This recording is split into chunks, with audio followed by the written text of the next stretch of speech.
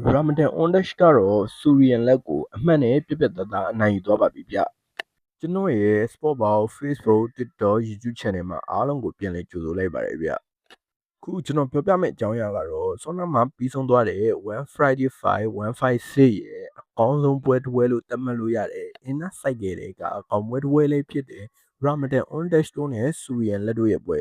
ဒီပွဲမှာတော့ Ramadan Ondash က Surian လက်ကိုပြပြတသားအနိုင်ရရှိသွားတာပဲဖြစ်ပါတယ်ဗျ။ဒီပွဲရဲ့ပွဲပြီးသုံးသက်ချက်လေးကိုကျွန်တော်တင်ပြရမယ်ဆိုရင် Ramadan Ondash ကသူအားတာတဲ့လက်ဒီနဲ့ Surian လက်ကိုခွာလိုက်ကတ်လိုက်ဖိုးတာဗျာတောက်လျှောက်ပဲပထမအချီမှာဆိုရင် Surian လက်တော်တော်မာလို့တာ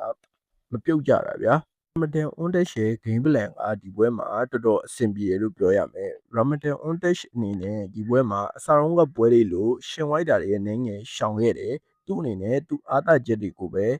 ပွဲလုံးသုံးသွားခဲ့တယ်သူ့ရဲ့ signature ဖြစ်တဲ့ body shot တွေ power punch တွေ 1 2တွေတောက်လျှောက်ထိုးတာဗျာ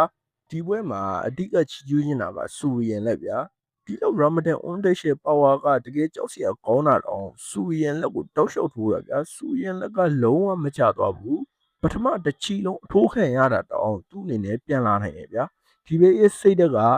လုံးဝလေးစားစရာဗျာပြီးတော့သူ့ရဲ့စံချိန်တစ်ခုဖြစ်တဲ့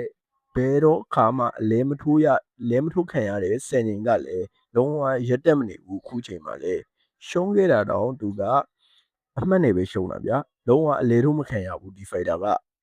အဲ့နဲ့ပထမချီမှာ Ramadan Ondash ကတာတယ်ဗျာဒုတိယအချီမှာလည်းအဲ့လိုပဲဗျာ Ramadan Ondash ကသူအားတာနဲ့ signature punch တွေနဲ့တောက်လျှောက်ထိုးတယ်ဗျာ Korean လက်မှာဒုတိယအချီမှာတော့သူနည်းနည်းပြန်လာခဲ့တယ်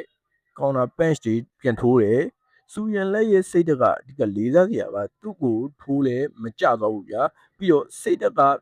ပြန်ဝုန်းမယ်ဆိုတဲ့စိတ်တက်ရှိရဗျာအဲစိတ်တက်က fighter တယောက်တည်းလုံးဝအရေးကြီးတယ် Ramadan Ondash အနေနဲ့ဒီပွဲမှာတပွဲလုံးအတာအစီးရတယ်လို့ဆိုပြီးသည့်တိုင်အောင်ဒုတိယအချီမှာတောက်လျှောက်သူတာနေရဗျာ Surian လက်ကြလူနီးဖြစ်သွားတဲ့အချိန်မှာတော့လို့နဲ့ဒုတိယအချီမှာ Surian လက်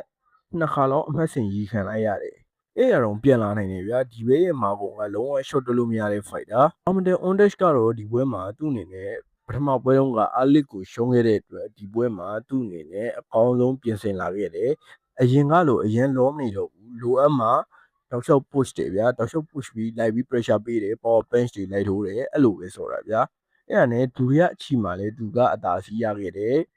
တတိယအချီလေးရောက်တော့ Ramadan Ondash အနေနဲ့နည်းနည်းကျသွားတဲ့အချိန်မှာ Surian လက်နဲ့နည်းနည်းခွာထိုးတဲ့အနေထားမှာ Surian လက်ကပြန်သွားတကယ်ကြည့်ကောင်းခဲ့တယ်ဗျာတတိယအချီကြတော့ Surian လက်ကပြန်လာခဲ့လို့ Ramadan Ondash ကအဲ့အချိန်မှာနည်းနည်းကျသွားတယ်လို့ကျွန်တော်ခံစားရတယ်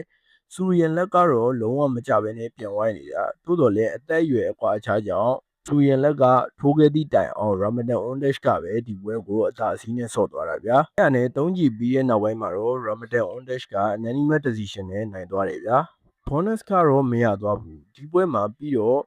ပွဲပြီးတော့လေသူ့အနေနဲ့နောက်ပွဲမှာဂျိုဂျိုလို fighter နဲ့ထိုးကျင်တဲ့အကြောင်းပြောသွားတယ်ဗျာဂျိုဂျိုကအပြင်မှာတော့သူနဲ့တငယ်ချင်းလို့ခင်ခဲ့ပေမဲ့